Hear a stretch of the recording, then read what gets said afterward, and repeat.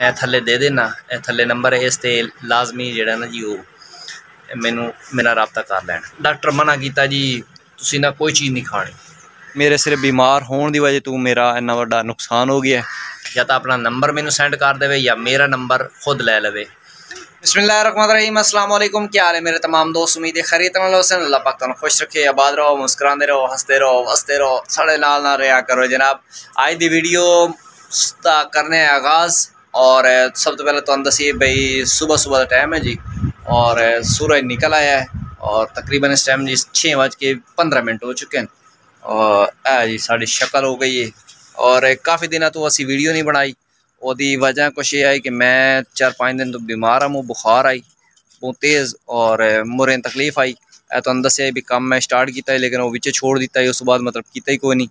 और मैं काफ़ी कोशिश की है भाई वीडियो बनावा, और लेकिन नहीं बनाई गई, क्योंकि मेरे जदा भी मैंने बुखार होंदा मेरे सिर नूं हो जाता है, और सिर नूं इन्ना तेज़ बुखार होंदा है भाई कोई किसी किस्म की कोई काम ही नहीं कर सकता ना, काम छोड़ मैं वैसे उठ भी नहीं सकता, इन्नी मतलब मैंने हर साल बुखार होंदा है।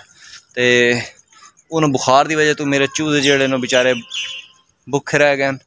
तो अज माशाल्लाह मेरी तबीयत थोड़ी सैट है, अज इन्होंने वास्ते दाने वगैरह भी लैके आना है, बाजरा वगैरह पाने हैं, लेकिन बाजरा एडा खमदे नहीं, इन्होंने चावल वगैरह पाइए वो भी बस ना थोड़ा बहुत खमदे, बाकी सारे आवे को सारे पैन चावल वगैरह भी कोई नहीं खमदे, पता नहीं खमदे की है।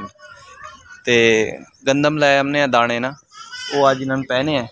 तो बाकी जो मेरे बूटियां की हालत है, मेरा एक बूटा जोड़ा है खुश्क हो गया है बिल्कुल ही, इन्होंने बड़ी कोशिश की है, थले गोडी वगैरह दी है, लेकिन वो नहीं होया, क्योंकि वो थले ना पानी उतर जाता ही, पता नहीं थले की है समझ ही नहीं आती। तो बहरहाल एक अंब का बूटा जोड़ा वो भी खराब हो गया माशाल्लाह। यह बूटा जोड़ा है चल पे, अमरूद का भी चल पे, और जोड़ा है दूसरे का नींबुआ का छोटा बूटा वो भी सही, बाकी वो दूसरा बूटा अमरूद का वो भी ठीक है। ये जी मेरे सिर्फ बीमार होने की वजह तो मेरा इन्ना वड्डा नुकसान हो गया। मेरे बेटे भी उठ गए, और जी सुबह सुबह उठ के टाफियाँ खाण दे चक्कर लगे हुए, दाने निकलन फिर भी टाफियाँ खाते रहने। हाँ भाई मुज़म्मिल अस्सलाम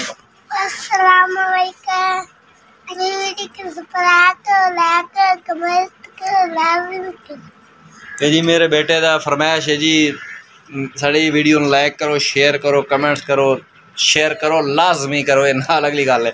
हाँ भाई यासीन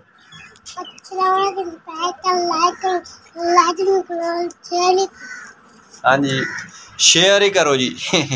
और मेरा बेटा मोहम्मद यासिर जड़ा जी वो है सुता पिया है जनाब। हाँ जी तू दस भाई की करना है मुझे यासिर? जी मेरे बेटे जी उठ गए, और आज ये शुक्र है भाई उठ गए, नहीं तो ये तब उठी ने 10 बजे अफसर टाइम। तो बाकी तबीयत माशाल्लाह मेरी आज सही है, नाश्ता मेरा आ गया है।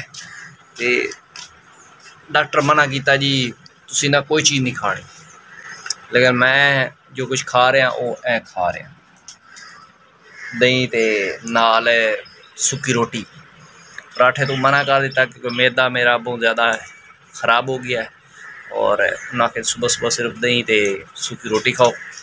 मैं करन लगा जी नाश्ता, और पानी का मग्गा भी आ गया फुल भरे ही के, और मैं करन लगा जी नाश्ता। अगर किसी बहन भाई ने नाश्ता करना है तो कमेंट से लाजमी दसे, ये बल वाली गल कोई नहीं। अक्सर लोग जोड़े ना जी वो कमेंट्स कर रहे होंगे जी आ जाओ नाश्ता कर लो, हालांकि वो पता भी है भी नहीं पहुँच सकते। तो लेकिन मैं एक गल कर रहा भाई जिन्हें मेरे को नाश्ता करना है, दोपहर का खाना खाना, रात का खाना खाना है, या मेरा गपशप लानी है, और लाजमी मैनू कमेंट्स करके दसे, और या तो अपना नंबर मैनू सेंड कर दे या मेरा नंबर खुद ले लवे। तो इंशाल्लाह मैं अपने भैन भाइयों के नाल हाँ, और बल वाली गल कोई नहीं। और इंशाल्लाह मैं करीब दावत देन लगा अपने साथियों नूं। ते जेड़े साथी मेरे आना चाहते हैं वो अपना फ़ोन नंबर जोड़ा वो लाजमी मैनू कमेंट्स दे देवे, या मेरे पर्सनल नंबर ते व्हाट्सएप ते सेंड कर देवे। नंबर जोड़ा वो मैं थले दे देना, थले नंबर है, इस ते लाजमी जोड़ा ना जी वो मैनू मेरा रबता कर लैन। तो बाकी तमाम दोस्तों गुजारिश करना भाई मेरे वास्ते दुआ भी की करन, और ਨਵੇਂ ਦੋਸਤ ਜਿੰਨੇ ਵੀ ਆਏ ਨੇ ਉਹ ਮੇਰੇ ਚੈਨਲ ਨੂੰ ਸਬਸਕ੍ਰਾਈਬ ਕਰ ਦੇਣ, ਲਾਈਕ ਕਰ ਦੇਣ ਔਰ ਸ਼ੇਅਰ ਲਾਜ਼ਮੀ ਕਰਨ ਔਰ ਕਮੈਂਟਸ ਲਾਜ਼ਮੀ ਕਰਨ ਤਾਂ ਕਿ ਅਸੀਂ ਵੀ ਉਹਨਾਂ ਦੇ ਚੈਨਲ ਤੇ ਜਾਈਏ। ਤੇ ਇਸ ਦੇ ਨਾਲ ਇਜਾਜ਼ਤ ਚਾਹੁੰਦੇ ਹਾਂ। ਅੱਲਾਹ ਹਾਫਿਜ਼।